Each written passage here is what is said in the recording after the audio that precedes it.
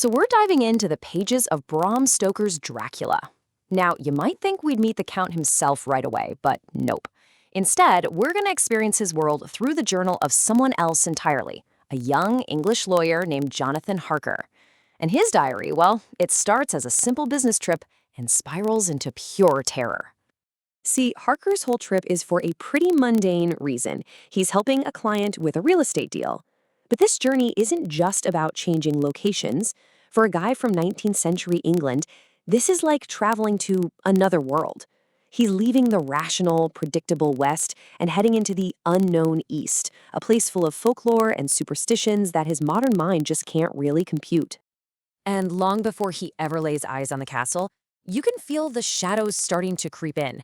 Harker is a man of logic, of facts and figures, but he's now in a place where old legends and ancient fears are very, very real. The world he thought he knew is starting to come apart at the seams. At his very last stop, before the final leg of his journey, the innkeeper's wife just completely panics. She tells him what day it is, the eve of St. George's Day, a night when, according to legend, all evil is let loose upon the world. She begs him, pleads with him not to go, and when he insists, she shoves a crucifix into his hand. To Harker, it's just a strange local custom. To her, this is a last-ditch effort to save his soul. Harker, ever the careful observer, jots down the strange words he hears the locals whispering whenever his trip is mentioned. Later, he looks them up in his dictionary and, well, you can see for yourself, the translations are chilling. Ordog, Satan. Pokol, hell. Strogoica, witch. And Vrolok, which means either werewolf or vampire. That general feeling of unease, it's quickly becoming a very specific, monstrous kind of fear. So, he gets to the Borgo Pass, and just like he was told, a carriage is there to meet him. But this is not a normal welcome. The driver is this tall, silent figure, his face hidden in the shadows, and when he takes Harker's arm, his grip is like a steel vise. The final part of the trip has begun, and it's a straight-up descent into darkness.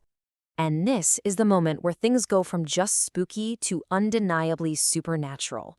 A pack of wolves, howling and terrifying, completely surrounds the carriage, and the driver? He just calmly holds up a hand, and they back off, instantly. It hits Harker like a ton of bricks. This driver doesn't just travel through this land, he commands it. His guide is one of the very monsters he was warned about. Finally, they pull up to this huge, ruined castle, and there, standing in the doorway, is a tall, old man dressed all in black. It's Count Dracula. His greeting is polite, courtly even, but those words, "of your own free will." Oh, they are going to become the most bitter, twisted irony for Harker very, very soon. Once inside, Harker gets a better look at his host. The Count is intelligent, charming, speaks flawless English. He seems like a perfect gentleman. But underneath that polished veneer, Harker starts to pick up on these little details, things that are just profoundly, physically wrong. Harker's journal basically becomes this catalog of creepiness. He notes the Count's deathly pale skin, his strangely pointed ears, his canine teeth that are just a little too sharp. He even sees hair growing in the center of the Count's palms. And maybe the most disturbing thing of all, throughout their meals and conversations, the Count never once takes a bite of food or a sip of wine. He just watches Harker. And then, the truly impossible happens. Harker's shaving one morning using his little travel mirror when he's startled by the Count appearing behind him. But when he looks into the glass, the Count isn't there. The man casts no reflection. I mean, this isn't just weird anymore. This breaks the laws of physics. In his shock, Harker cuts himself with the razor, and the sight of that single drop of blood makes the polite host vanish completely. The Count's eyes blaze with this insane rage, and he lunges right for Harker's throat. The only thing that stops the attack is when the Count's hand brushes against the crucifix Harker's wearing. The mask of humanity has just been ripped away. Okay, so the pretense is over. Harker now knows for sure that he is trapped with something truly evil. The business deal is forgotten. Now it's all about survival. He starts to frantically search the castle, desperate to find some way, any way, out. But what he discovers is the horrifying truth of his situation. The realization hits him with stark, absolute clarity.